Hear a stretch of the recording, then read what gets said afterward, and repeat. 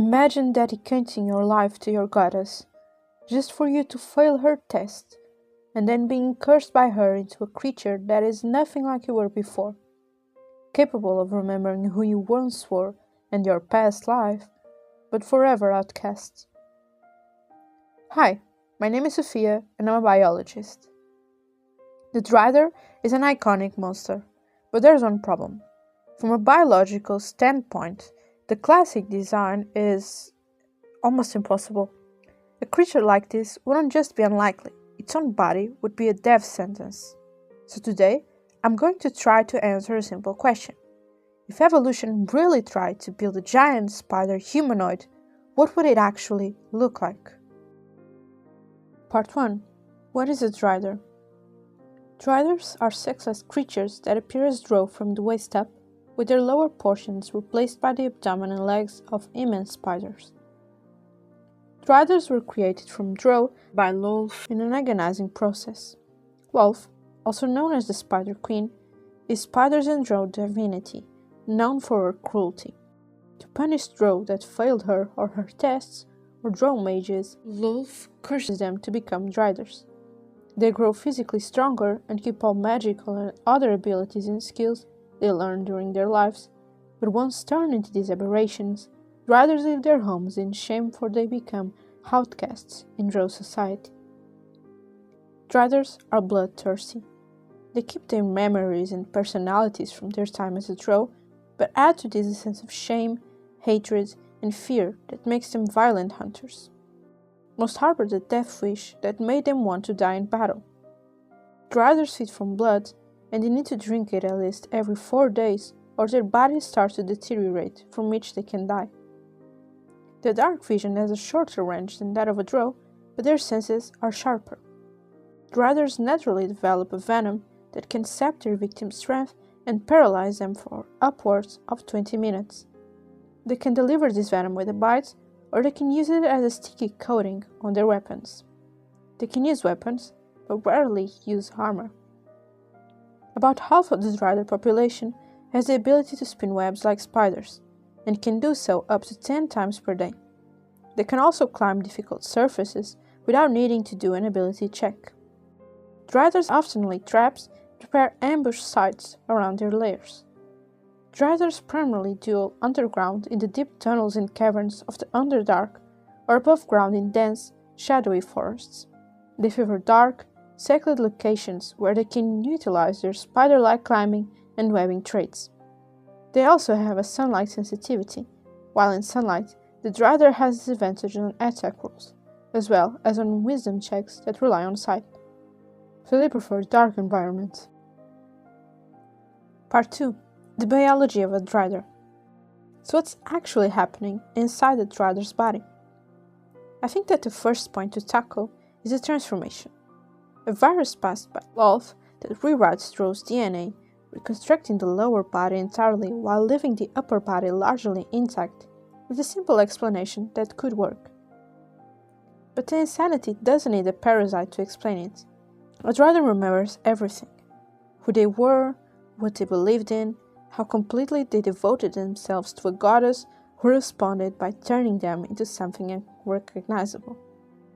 That psychological weight, combined with permanent exile from the only society they've ever known, is more than enough to explain the rage, the shame, and the death wish that most Driders carry. A Drider psychological state is shaped by all of this, forced to live like a monster and manipulated into thinking that its curse derives only from its own failure. The monster wasn't created by the transformation alone. It was created by everything the transformation took away. Now, the body itself. Spiders move their legs using an hydraulic system, extend their limbs by pumping hemolymph into them under pressure, rather than using antagonistic muscles the way vertebrates do. A Drider that retain its drow system would lose this mechanism entirely. The spider legs would need to be restructured to function with muscle-driven movement instead, which would make them slower and less precise than true spider legs, but far more compatible with a body that still runs on vertebrate biology. Climbing is another problem. Spiders grip surfaces using microscopic hairs that exploit van der Waals forces, essentially molecular adhesion at a very small scale. This works beautifully for small spiders, but scales extremely poorly with size.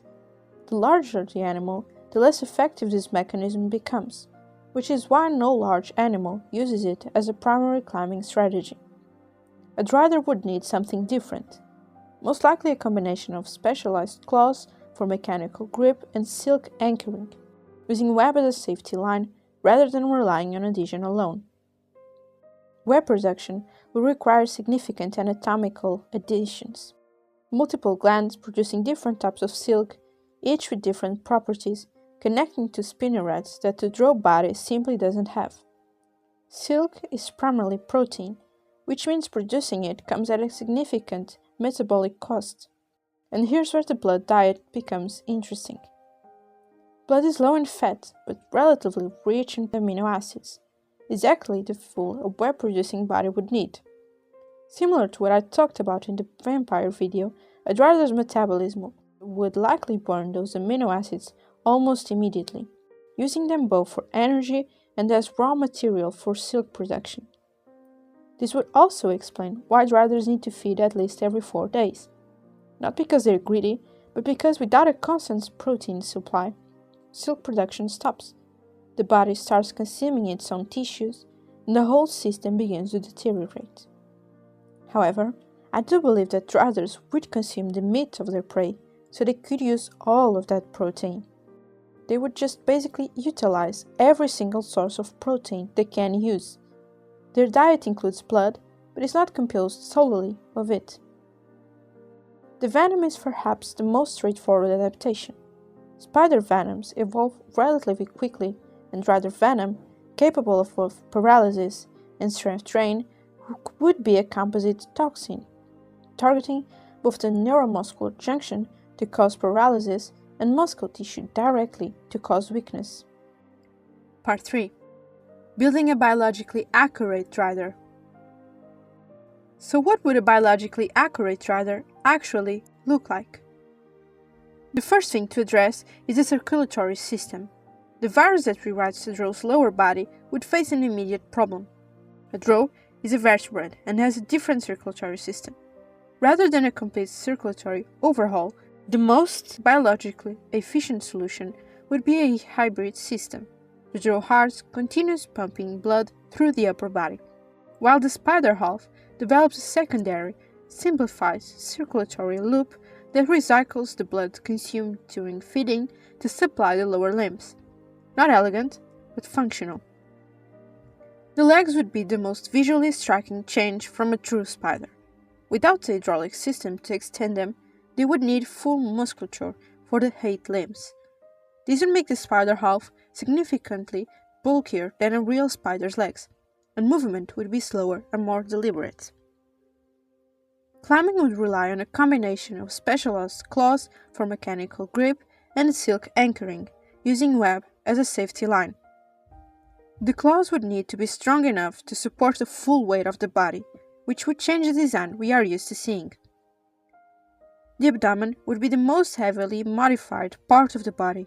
It would need to house multiple silk glands connected to spinnerets. The upper body would remain recognizably drow, but with changes that reflect the metabolic demands of the lower half.